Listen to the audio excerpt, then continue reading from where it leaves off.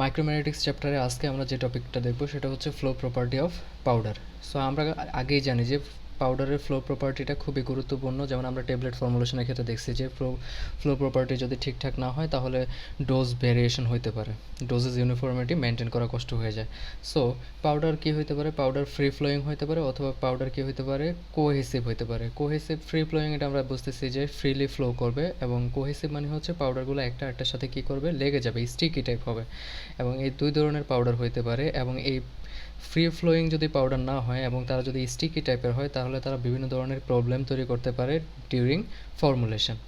যেমন আমরা নর্মালি যখন ট্যাবলেট তৈরি করি, আমরা ট্যাবলেটের একটা অ্যানিমেশন আগেও দেখছি যে আমরা ট্যাবলেটের যে পাউডারগুলো আমরা বা গ্র্যানিউলসগুলো আমরা তৈরি করি এগুলো হচ্ছে একটা হবারের মতো, বা এটাকে আমরা বলি হপার টাইপ। হপার বলতে বোঝাচ্ছে হচ্ছে এরকম, আমরা এগুলো দেখছি যে আমরা যারা ধানের মেশিন দেখছি সেখানে আমরা দেখছি যে ধানগুলো দিয়ে দেওয়া হয় একটা বড় পাত্রের মধ্যে, যা পরবর্তীতে মেশিনের ভিতরে গিয়ে কি হয়, তার উপর থেকে যে খোসাটা আছে সেটা সরানো হয়। সো হপার বলতে আমরা এখানে বোঝাচ্ছি হচ্ছে এই যে যেই পাত্রটা যার ভিতরে হচ্ছে আমরা ধানটা দিয়ে দিচ্ছি সেটা। সিমিলার ওয়েতে ট্যাবলেট তৈরি করার ক্ষেত্রেও আমাদের এরকম একটা হপার থাকে যেটার মধ্যে আমরা হচ্ছে গ্র্যানিউলসটা দিয়ে দিই, যেই গ্র্যানিউলসটা আমরা ইউজ করি ট্যাবলেট তৈরি করার ক্ষেত্রে। সো এখন এই গ্র্যানিউলসগুলো এই হপার থেকে আস্তে আস্তে নিচে যাবে, এবং এরা কী করবে, নিচে গিয়ে তারা আমরা যদি দেখি যে কি থাকবে, এখানে একটা উপর দিকে একটা পাঞ্চ থাকবে এবং নিচের দিকে একটা পাঞ্চ থাকবে, এবং এখানে আমরা দেখছি যে কি থাকবে, ডাই থাকবে। ডাই আমরা বলছি হচ্ছে যার ভিতরে হচ্ছে ট্যাবলেটের পাউডারটা যাওয়ার পরে আপার পাঞ্চ এবং হচ্ছে লোয়ার পাঞ্চ কী করবে, প্রেশার দিয়ে ট্যাবলেটটা তৈরি করবে।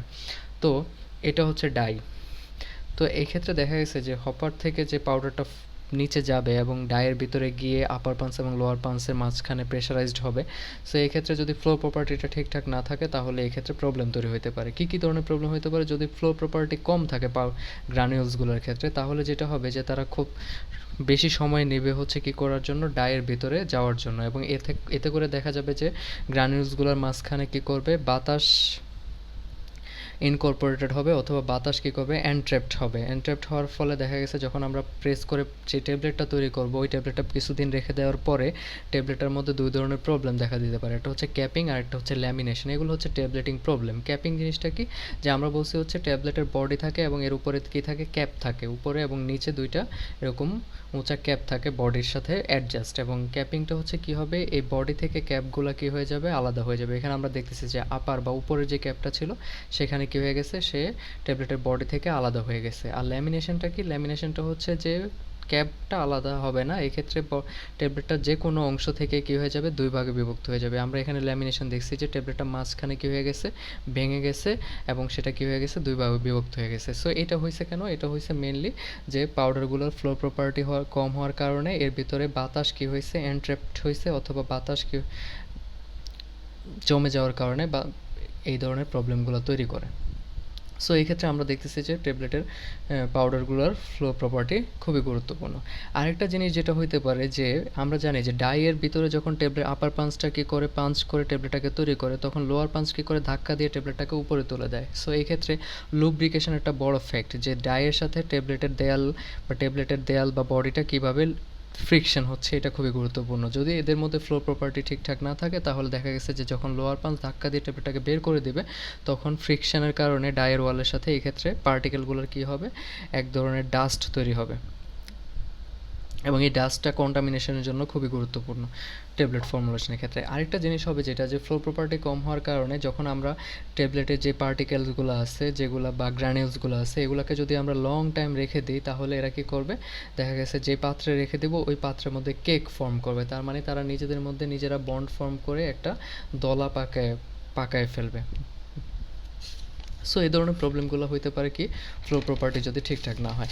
এখন কোনো একটা গ্র্যানিউলস ফর্ম করার পরে বা কোনো একটা পাউডারের ফ্লো প্রপার্টি কী ধরনের বা কী টাইপের, সেটা কি ভালো নাকি খারাপ, এটা আমরা মেজার করতে পারি নর্মালি তিনটা উপায় আছে। একটা হচ্ছে কার্স ইন্ডেক্স বলা হয়, অথবা এটাকে কার্স কম্প্রেসিবিলিটি ইন্ডেক্স বলা হয়। এই ভ্যালুর মাধ্যমে আমরা কী করতে পারি, কোনো একটা পাউডারের ফ্লো প্রপার্টি বের করতে পারি। সো এক্ষেত্রে কী করা হয়, এক্ষেত্রে যেটা করা হয় যে কোনো একটা গ্র্যাজুয়েটেড সিলিন্ডার, আমরা নর্মাল সিলিন্ডারও ইউজ করতে পারি, কোনো একটা সিলিন্ডারের মধ্যে কী করা হবে, পাউডারটাকে কী করা হবে, উপর থেকে ঢেলে দেওয়া হবে। এখন ঢেলে দেওয়ার ক্ষেত্রে আমরা ওই যে গত লেকচারে যেটা বলছি হচ্ছে বাল্ক ডেন্সিটি, আর একটা হচ্ছে কি ট্যাপড ডেন্সিটি, অথবা এটাকে আমরা বলি হচ্ছে ট্রু ডেন্সিটিও বলি।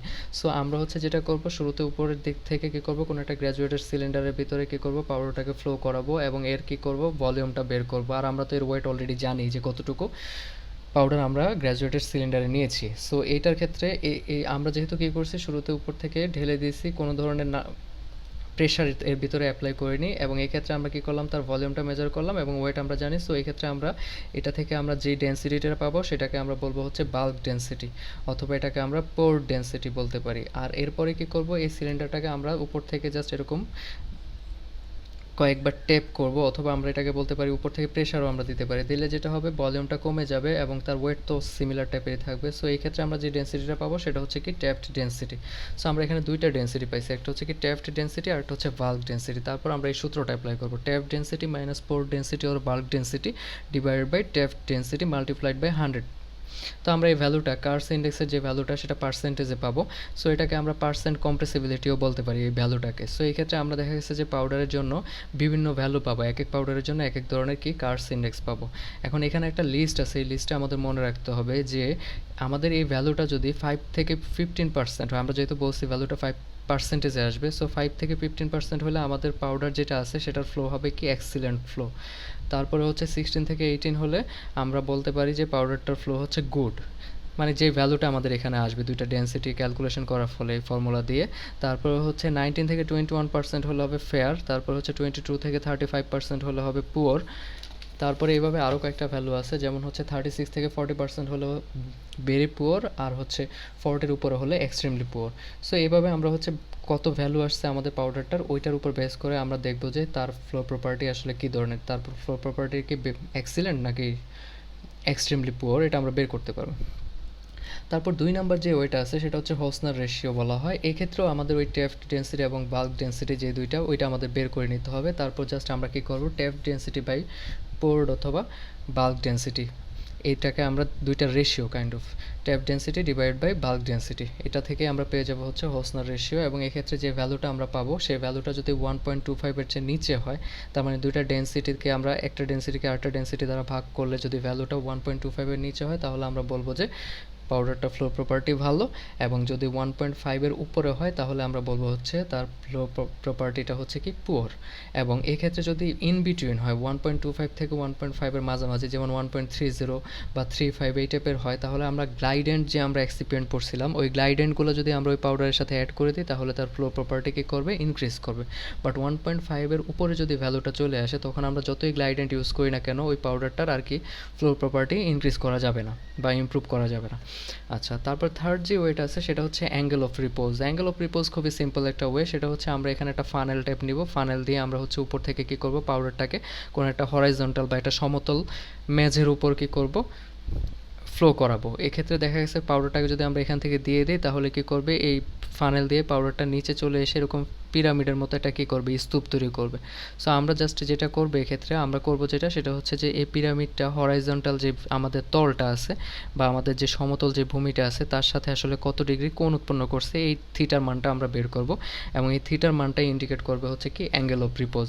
এখন থিটার বিভিন্ন মানের জন্য পাউডারের ফ্লো প্রপার্টি বিভিন্ন ধরনের হবে। আমরা এক্ষেত্রে দেখি যে কী ধরনের মানের জন্য ফ্লো প্রপার্টি কী টাইপের হবে।